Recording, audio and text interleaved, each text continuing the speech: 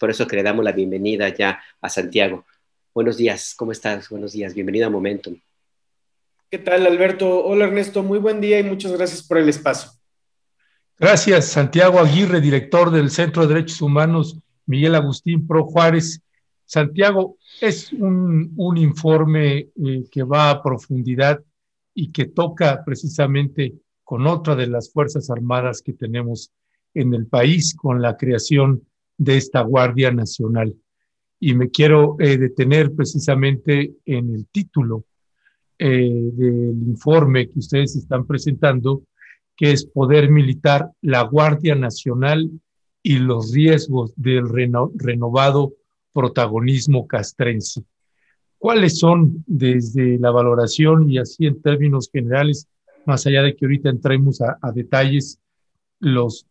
riesgos pues más latentes que ustedes están viendo con este protagonismo castrense y el papel de la Guardia Nacional, que desde el ángulo de muchos, pues todavía un poco desdibujado? ¿Cuál es la valoración y el reporte que ustedes están presentando ahí, Santiago Aguirre? Claro, muchas gracias, Ernesto. Yo quería comenzar diciendo que desde el Centro PRO nos da especial gusto poder presentar este informe aquí con ustedes, porque han venido haciendo una mirada muy profunda sobre lo que está ocurriendo en el reacomodo de las Fuerzas Armadas en el país, los espacios que ha tenido Rompeviento con Jorge Luis Sierra, uno de los principales expertos en el tema, o la propia experiencia que tienes tú, Ernesto, porque en el PRO tenemos muy presente pues tu contribución en esta obra que en muchos sentidos sigue siendo un referente ineludible sobre las Fuerzas Armadas, que es el informe que elaboró hace mucho tiempo CIEPAC, Global Exchange, CENCOS, en fin, que se llama tan cerca y tan lejos y que sigue siendo un referente muy relevante para este tema. Entonces, muchas gracias por el espacio. A ver, estamos lanzando este informe cuando se cumplen 2 años de que entró en funciones la Guardia Nacional, cuando se cumplen también 7 años de la masacre de Tlatlaya, que es un evento emblemático que no debemos olvidar, y a unas semanas de que el presidente de la República anunció su intención de impulsar hacia 2023, según lo dijo, una reforma adicional para que la Guardia Nacional se incorpore plenamente a la Secretaría de la Defensa Nacional.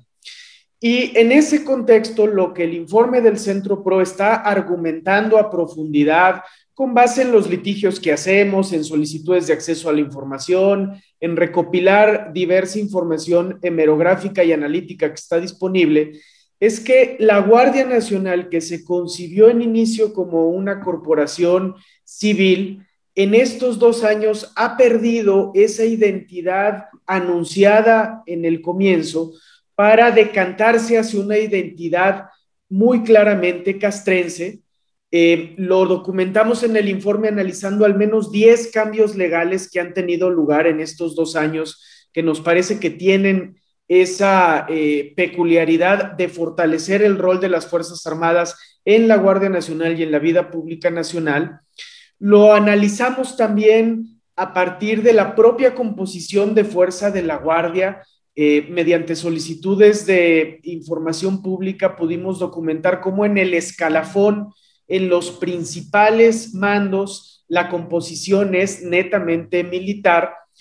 Y finalmente, a partir de esas dos consideraciones, nos abocamos a estudiar los controles que están sirviendo o que fueron diseñados para servir como contrapeso en esta nueva institución. Y ahí podemos profundizar más adelante, pero nos está preocupando lo que estamos encontrando, Ernesto, Alberto, porque nuestra experiencia como Centro de Derechos Humanos es que las Fuerzas Armadas, que están conformadas por hombres y mujeres que pueden ser muy honestos y muy patrióticos en el servicio, también propenden a la opacidad y a la falta de rendición de cuentas, y que por ello es muy importante que existan controles robustos. La lógica es que si la Guardia Nacional va a ser la apuesta de seguridad del sexenio y si en ella va a tener más presencia la Secretaría de la Defensa Nacional, pues entonces se vuelve muy importante que existan controles. Y no estamos viendo controles efectivos.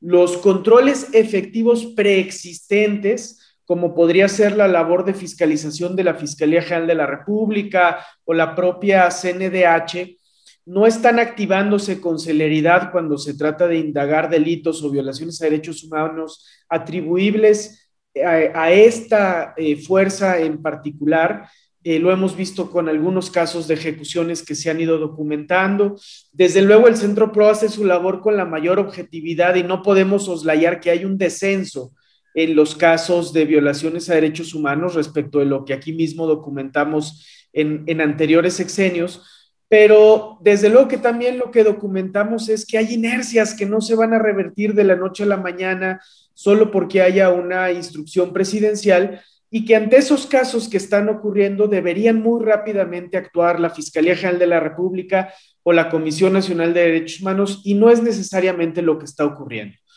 Respecto de otros controles que se diseñaron junto con la Guardia Nacional, como por ejemplo esta labor de supervisión parlamentaria que iba a tener el Senado, vemos que hay un rezago en la presentación de los informes que la ley obliga a que se presenten en el Senado año con año.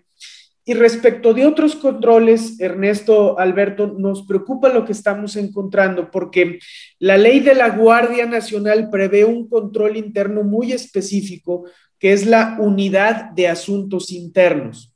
Y dice la ley de la Guardia Nacional que el titular de esta unidad va a ser designado por el presidente de la República, no por el comandante de la Guardia, no por la secretaria o el secretario de Seguridad Pública, sino por el propio presidente de la República, en un diseño que lo que busca indudablemente es que la persona a cargo de la Unidad de Asuntos Internos tenga un perfil intachable, que sea implacable con la corrupción y las violaciones a derechos humanos.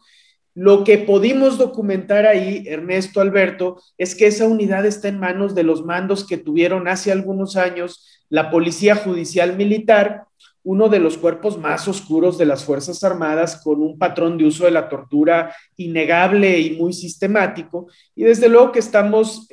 señalando ese aspecto en lo particular porque nos preocupa mucho que en una nueva corporación las instancias de control estén en manos de funcionarios que no tienen un historial intachable y que en derechos humanos tienen un historial preocupante. Entonces, preocupaciones como esas son las que muy a profundidad trata este informe que hemos puesto en circulación y que, como decía al principio, estamos muy agradecidos de poder comentar con ustedes, y que pretende ser un insumo para decir esta ruta que ha anunciado el presidente de entregar por completo la Guardia Nacional a la Sedena tiene algunas factores de preocupación que no son menores y que hay que ponderar en toda su justa dimensión.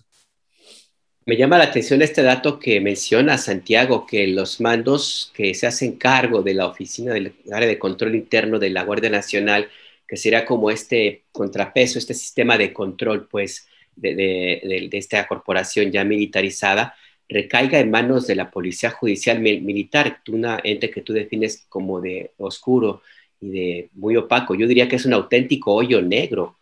porque esa parte de las Fuerzas Armadas es realmente peligrosísima, tiene un historial muy poco contado y bastante peligroso por las infinidad de violaciones y abusos a derechos humanos que se han cometido, no solamente dentro de la corporación, sino también hacia afuera en las investigaciones que el ejército suele realizar desde hace mucho tiempo. Y me llama la atención porque en la primera vista, la lectura que se hace de que la Guardia Nacional pase a formar parte de la Secretaría de la Defensa es de una creciente militarización que puede considerarse inclusive permanente ya en México. Pero ahora le agregamos el componente de que va a ser una militarización por lo menos ajena o muy lejana a la orden presidencial de que se respeten ante todos los derechos humanos. Lo digo porque si el organismo que va a controlar a la Guardia Nacional tiene este historial, no se podría esperar mucho en una transformación en la vieja metodología que tantas desgracias causó en México, Santiago. Esa es una de nuestras preocupaciones, efectivamente, Alberto, que si militares que tienen malos antecedentes en materia de derechos humanos pasan sin ningún tipo de depuración, sin ningún tipo de controles, sin ningún tipo de contrapesos a la nueva corporación y ocupan además espacios de mando en instancias que están llamadas a fungir como controles, pues no podemos augurar nada bueno. A ver, en el Centro PRO intentamos hacer nuestra labor con toda objetividad y no negamos avances importantes que están ocurriendo, ¿no? El acto del día de ayer en Nuevo Laredo, donde la Marina reconoce responsabilidad por desapariciones forzadas, y que se acompaña, y eso es lo más importante, de una acción decidida de la justicia que supone presentación de cargos contra 30 elementos de la Marina. Es un acto sin precedentes y esa es la ruta que tendríamos que transitar, y ahí hay esfuerzos muy importantes que está haciendo la Subsecretaría de Derechos Humanos, que en el PRO sí ponderamos en su justa dimensión, porque no los habíamos tenido en anteriores sexenios. Pero con esa misma objetividad que nos lleva a reconocer pasos como este, tenemos que hablar también de estos otros temas. Y en efecto, es en extremo preocupante que personajes involucrados en la Policía Judicial Militar en un periodo donde la propia CNDH documentó en al menos 3 recomendaciones casos muy severos de tortura, se reciclen y pasen automáticamente a la Guardia Nacional. Y creo que en el fondo, Alberto, Ernesto, hay un tema en el que sí tenemos una profunda discrepancia con la visión de esta administración y en específico del presidente sobre el rol que han tenido las Fuerzas Armadas. Porque si se analiza, por ejemplo, la Estrategia Nacional de Seguridad Pública de esta administración, que fue incluso publicada en el Diario Oficial de la Federación en mayo de 2019, la hipótesis de la que parte esta administración es que si las Fuerzas Armadas cometieron en los últimos sexenios violaciones a derechos humanos, fue por instrucción de las autoridades civiles a las que están subordinadas. Esta consideración es problemática. Si hubiesen existido esas órdenes de civiles, deben investigarse. Y seguramente existieron de manera implícita o explícita en los años más cruentos del sexenio de Felipe Calderón, por ejemplo. Pero esto no exime que los propios mandos militares también hayan desarrollado patrones de actuación en donde habían órdenes implícitas o explícitas de los mandos de Comisión de Derechos Humanos. Hoy lo tenemos muy documentados en casos como el del pelotón de la muerte de Ojinaga, por ejemplo. Y eso nos lleva a tener otra mirada sobre las Fuerzas Armadas, porque habiendo como hay, y en el PRO siempre lo subrayamos, elementos muy honestos en el cumplimiento de su deber, avances en la asunción de responsabilidades en derechos humanos, en al menos el discurso, es real que también hay patrones de uso de la fuerza letal y de violación a derechos humanos muy acendrados en algunas partes de nuestras Fuerzas Armadas, en cuerpos como este al que me refiero, de la Policía Judicial Militar, y decir que ahí ocurrieron violaciones a derechos humanos solo porque así lo ordenaron las autoridades civiles políticas de cada sexenio, presentaría una película y una fotografía sesgada, ¿verdad? Es claro que las Fuerzas Armadas desarrollaron patrones de violación a derechos humanos, lo tienen que reconocer, eso tiene que procesarse, y si no ocurre de esa manera y los mandos simplemente pasan y se trasladan ahora a la Guardia Nacional, no podemos augurar nada positivo, ¿no? Ya, Santiago Aguirre, director del Centro de Derechos Humanos Miguel Agustín Pro Juárez, que por cierto, y pues ya lo hemos comentado con usted en otros momentos, en otros momentums, acá, pues una de las organizaciones de derechos humanos pues más prestigiosas del país, conjuntamente con el Centro de Derechos Humanos Fray Bartolomé de las Casas o el Centro de Derechos Humanos de la Montaña, Tlachinoyan, por poner solo algunos ejemplos. Y este trabajo riguroso que tiene el Centro PRO, hay algunos aspectos, Santiago Aguirre, que es difícil aplicar una rigurosidad, particularmente cuando uno va a campo. Y otra es en la medida en que ustedes hacen una investigación o nosotros periodistas hacemos una investigación sobre cuál es la percepción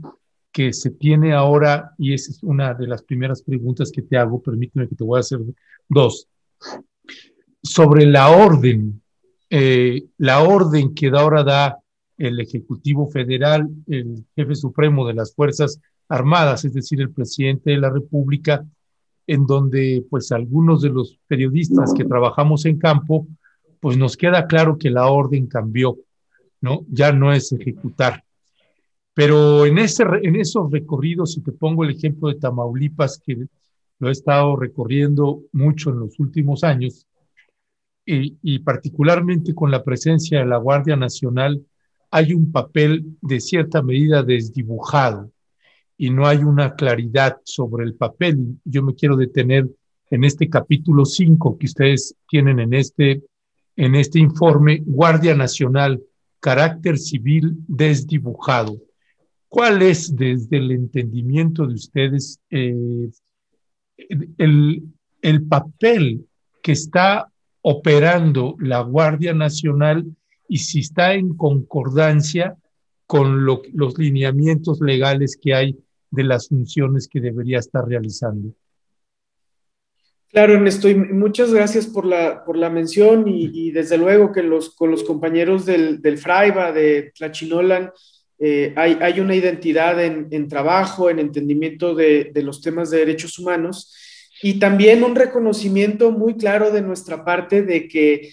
son esos compañeros que realizan su labor de defensa de derechos humanos en la base, fuera de la Ciudad de México, donde día a día se juegan la vida en contextos adversos los que en más riesgo están. Y siempre nos interesa subrayar que entendemos que nuestra función como un organismo de la sociedad civil en la Ciudad de México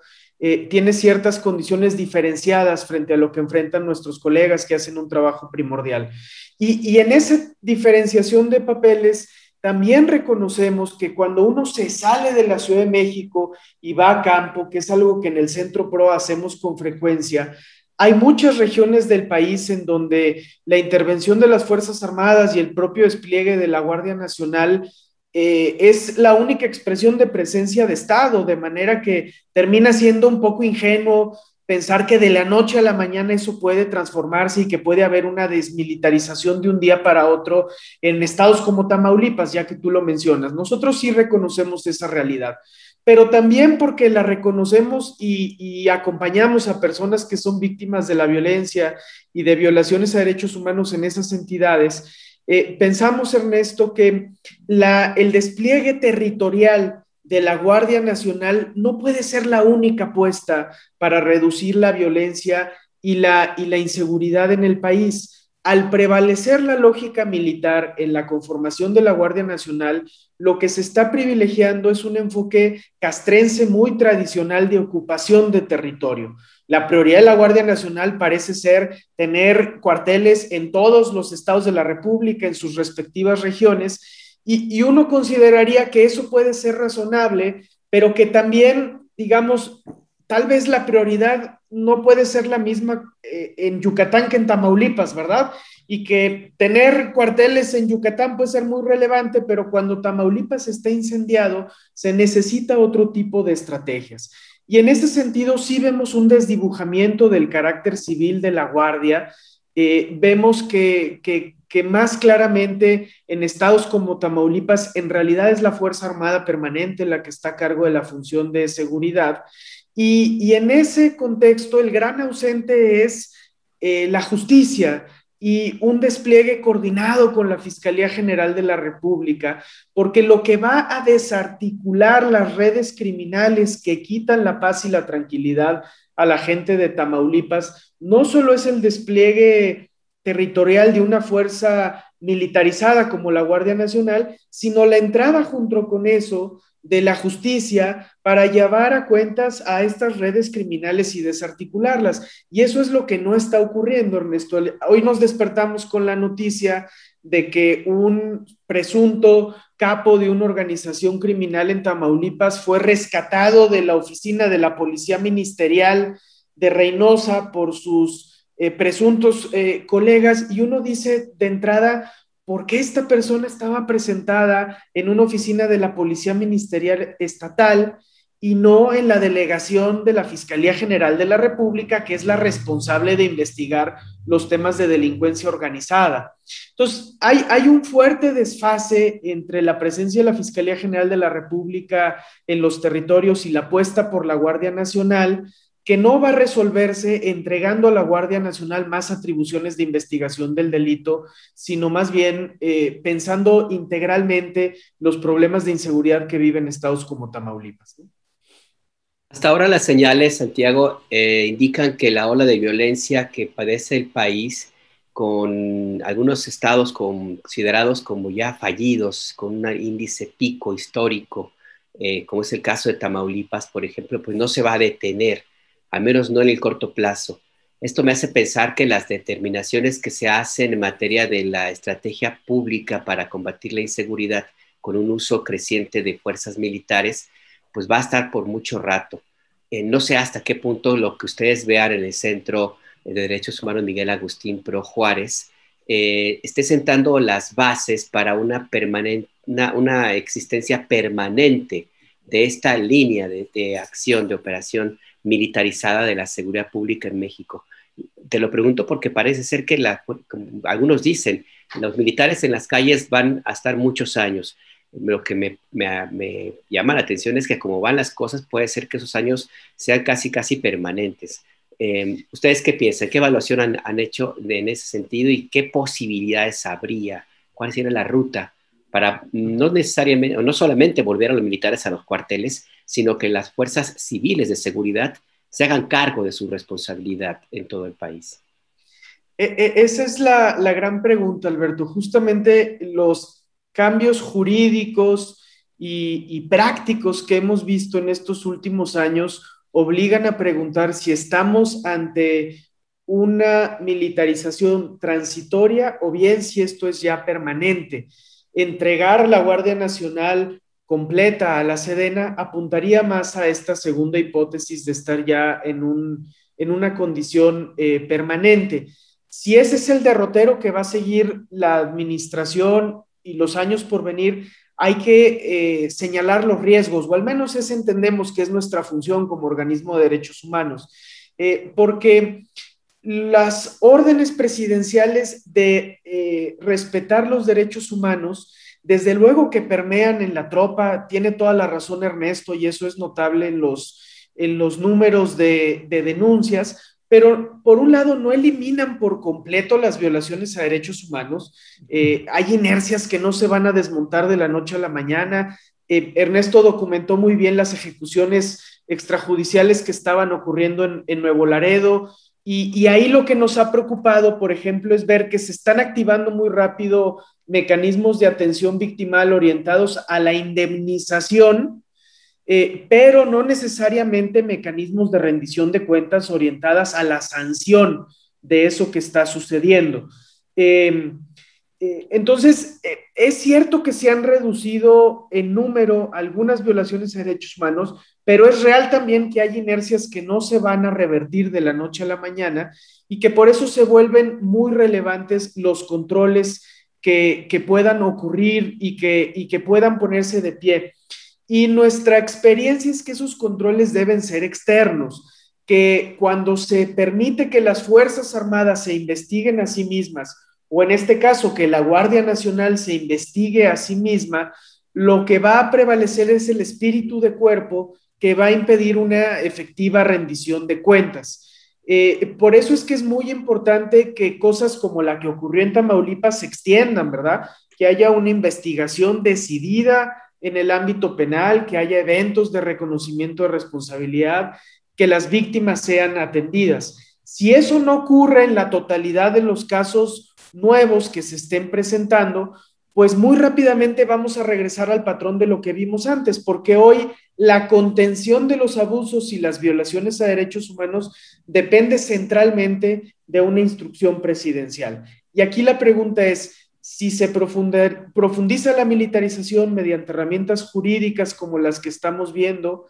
¿esa orden presidencial está garantizada que la tengamos en el futuro? Después de 2024, ¿tendremos una instrucción tan clara o tendremos en su defecto a unas Fuerzas Armadas tan empoderadas que no se le puedan dar instrucciones de ese tipo y muy rápidamente volvamos a los escenarios que hemos visto en el pasado? Creemos en el Centro PRO que es una pregunta legítima cuestionar eso y preguntarnos hacia dónde vamos, porque el cambio en la presencia y el despliegue de las Fuerzas Armadas en la vida pública es tan de hondo calado que estamos obligados a preguntar en buena lid esas cuestiones, ¿no? Ya, pues Santiago Aguirre, director del Centro de Derechos Humanos Miguel Agustín Pro